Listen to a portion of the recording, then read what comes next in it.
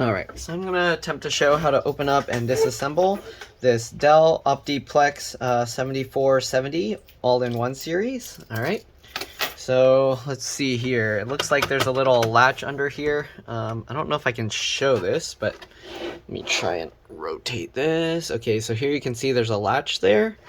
And it looks like what you do is you pull it up, so you can't really see, but I don't want to have it lifted up when I do it, but you push this switch up that way, okay? And then you can lift the whole stand up and pull it out, okay? So again, push this, slide that up, and then you can lift the stand up and pull it back like this. All right, to put it back, you can see there's these two legs here. So those legs go in first at the top, and then you just drop it down, push that latch up again, and it drops into place, okay? Same thing, push it up, pull it up from the bottom, and then you can do that. So make sure your computer is laying face down like this. You don't want to pull this latch and then your screen, like if you're lifting it up like that and you pull this latch, then the whole screen will just fall down. So be careful with that. All right. So next, they actually have some nice instructions here. So it tells you, you push down here, and if you look at it, it has a latch that latches on this metal piece. So that's how you know. Let me see if I can zoom in and show this a little better.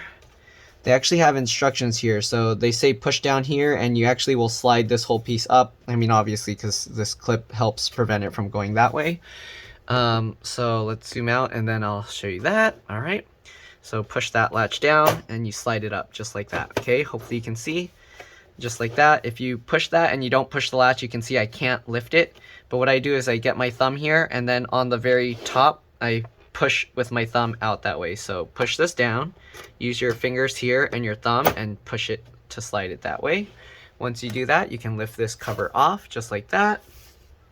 It's nice that they actually put instructions there for people that won't know how to figure it out on their own. So it's pretty cool. They actually have a slot here to add a hard drive where you can push this down and then you can slide this over, okay, just like that, and pull this out. And this is a slot for a 2.5-inch SATA hard drive. I don't know why there's no hard drive here. I don't know if the customer already popped it out or what's going on, because there's no hard drive in here. You got the door here for RAM. I don't know if they're hiding a hard drive inside. I doubt it, but I'll take it out. I think they brought it somewhere and then whoever took the hard drive out because it was bad. But we'll take this box out just to make sure. All right, so let's pop this metal silver door out. So you just get underneath here and you pull it up. Oh wow, this thing is really tough to pull up. Okay, I'm gonna use a pry tool because it looks like it doesn't want to come out. So let's try and twist. Okay. Wow, this clip is really strong. Okay, so I'm twisting this tool up to get it out, and there we go. I don't know why these clips are so strong, but there's two slots here for RAM. It looks like they're only using one though. So you pull the two tabs out to the side like that, and then you can pull the stick of RAM out. And they're using 16 gig. This one is 16 gigs PC4 2666V. Let me actually zoom in to make this easier to see. There you go. PC4 2666V. Okay. There we go. And we're just going to put this back in the top slot. So you put it at an angle like this. All right. Make sure it's in all the way. And then you swing it down and like that. All right. So I'm going to take this metal cover off. We'll see. It doesn't look like there's a hard drive under there, but I guess we'll find out.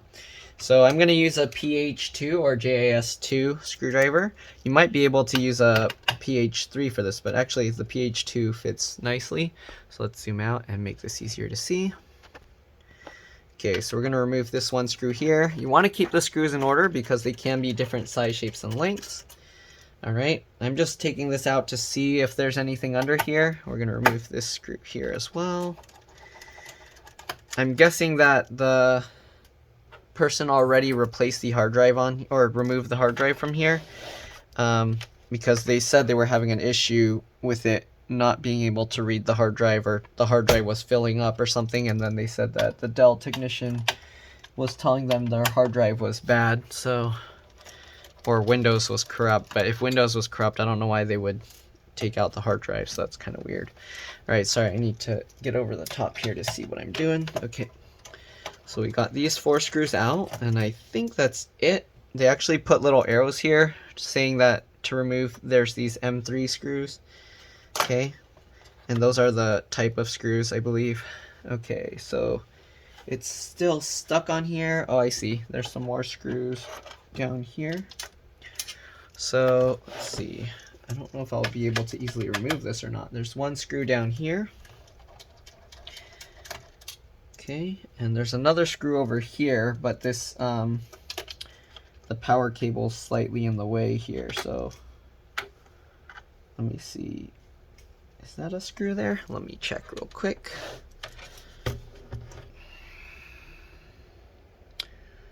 Actually, I don't think there's a screw there. Okay, so I'm gonna put this down gently. All right, let's see if this comes up. Okay, and it looks like it comes up. Okay, so 3 screws along the bottom, and then you got the 2 screws along the top here. Okay, 1 and 2. There's nothing here. This one actually just has this little circle piece sticking out. And then you got 1 screw, or not 1 screw, you don't have to take a screw. Wait, oh yeah, there's 1 screw there, then 1 screw here, and then 1 screw down there. Okay, so 5 screws total. And yeah, I don't see a hard drive inside of here. Actually, right here. So there's an SSD here, it looks like. So most likely got to switch to a PH1 or GIS1 screwdriver to remove that. I'm going to take that out and see what it is. So let's take this 1 screw out here. After you remove the screw, you can kind of lift this up slightly. There we go. And then we can pull this back. And this is using a PCIe SSD, but this is like a mini, oops, sorry. Let me zoom in here. So I can actually get a, oops, what is it? I'm zooming in at the weird spot. The CPU, by the way, is removable, but you can only upgrade it so far depending what the slot is and the generation. So we're gonna leave that be, because if I take that out, I'd have to redo the thermal paste. Anyways, this is the M.2 PCIe NVMe SSD, and they're using one of these really short ones. I don't know what the type is, but PCIe Gen 3 by 4. So there's only 128 gigs. Okay. So if you want to know here, I don't know if you can read that, but there's the model number. Okay, CL1-3D128-Q11. I don't see where it shows like the length of the card. Maybe that's information's already on there. So yeah, let's see. Can we transfer this over somehow? Sorry, I'm gonna get my head in the way. All right, so it looks like this can use a regular screwdriver to remove. So we can use this. Okay, and then you can actually transfer this over. So this is the type of SSD actually, 2230, and then the full-sized one is this 2280. Okay, so that's the type of SSD. If you want, you can get a 2280, which is the full-sized, full-length one, or you can stick with the 2230, which is this shorter type of SSD. I'm gonna call my customer and see what they want to do. If they want to just put a SATA hard drive, oops, let me zoom out, because we could technically just put a SATA hard drive in here, and yeah, those are a lot cheaper. Well, right now the prices are getting a lot more similar, but these are more common and a little bit cheaper. So I'll ask them if they really care. This should be a bit faster, so if you can, stick with the PCIe NVMe. Otherwise, you can get a cheaper 2.5-inch SATA hard drive and put here. You can also get a smaller SSD and put a larger, like regular spinning disk here, or an SSD, just so you have extra storage. So this is actually a nice design that they have both slots here. Then you got the fans here. These kinds of connectors, if you watch my other videos, you basically just grab the wings of it and you kind of just keep wiggling it as you pull, and eventually it will pop out. The heat sink, of course, you just remove the 4 screws, and then usually to remove because there's a thermal paste under there that helps transfer the heat, instead of pulling straight up, you want to actually rotate and twist it, preferably by the X here. Don't try and bend, like twist with this, because these copper pipes can usually bend pretty easy. And then you got the power supply here. The cable's like running up here, and this has like a similar, like the regular power supplies where you push this clip and you can pull that out, but the type of connector is different.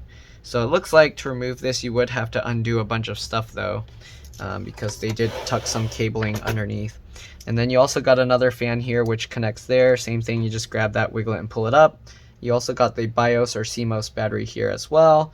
And then you got this BIOS debug connector here, and this is probably the CMOS reset, but I'm not actually, no. There's 3. Okay. So here they label it here, JMP1 function. So 1 and 2 is service mode. So if you put in the first 2, it's service mode. 3 and 4 is CMOS clear, and then 5 and 6 is, what's that, password clear? Actually, that makes no sense then. I wonder how they number these pins.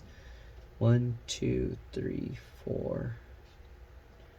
It says short, disable, open, default. I'm confused. Oh, I see. Wait, so if you're shorting these, I guess these are pins 1 and 2, and if they're connected, it looks like it disables service mode.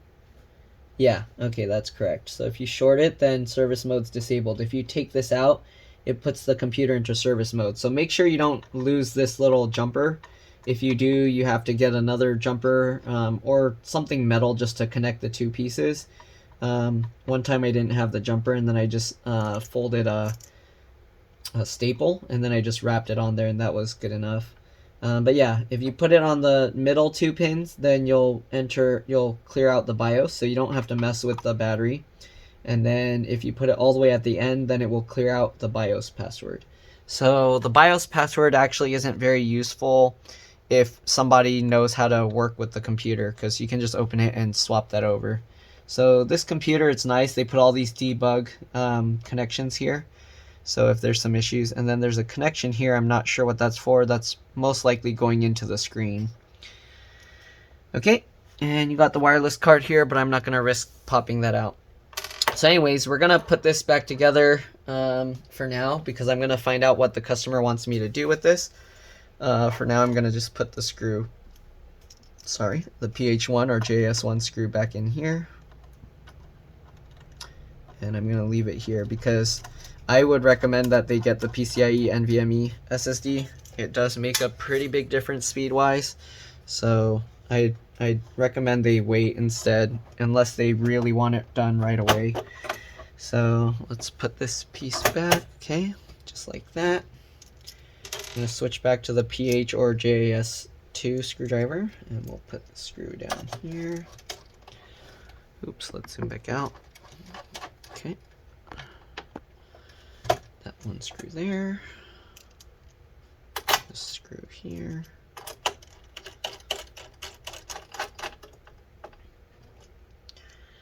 Alright, the screw over here. Then we got the 2 screws here. One here.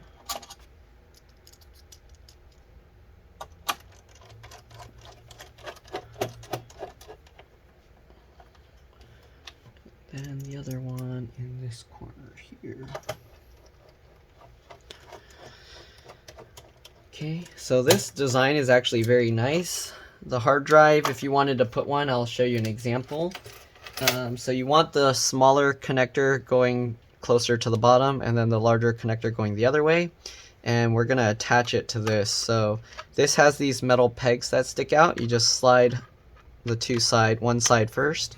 Right, then what you do is you kind of flex this, so you push on the back here as you kind of pull this down, and as you can see, you can drop the hard drive into place. Then you just get this, drop it in, make sure this latch is going underneath, and you just slide this over. Make sure that the thing is lined up right. Alright, and just slide it in just like that. Okay, oh sorry, you didn't see, but I just pushed it in that way. Alright, so they didn't say they wanted this kind of hard drive or SSD, so I'm going to leave that out for now. I'm just going to take this back out. Okay, pull that back out. There we go. And I'm going to find out what they want me to do. They did tell me they wanted a 512 gig or around 500 gig SSD, so we'll go from there and we'll see what they want to do. All right, so I'm zooming back out. Take this, make sure to start with it slightly further up, okay? Just like this. All right, you'll see this is slightly past that. Slide it down and it should lock into place on its own. Grab the bottom stand, same thing, put the top in first and then drop it down. And then once you drop it all the way, you can push the latch here back up and then push it all the way in, and there we go. All right, so I'm gonna see what they want to do with the SSD, but that's pretty much all there is to this model. It's pretty nice and simple to open up, pretty nice to upgrade. And yeah, thank you for watching. I'll see you all in the next one. Bye.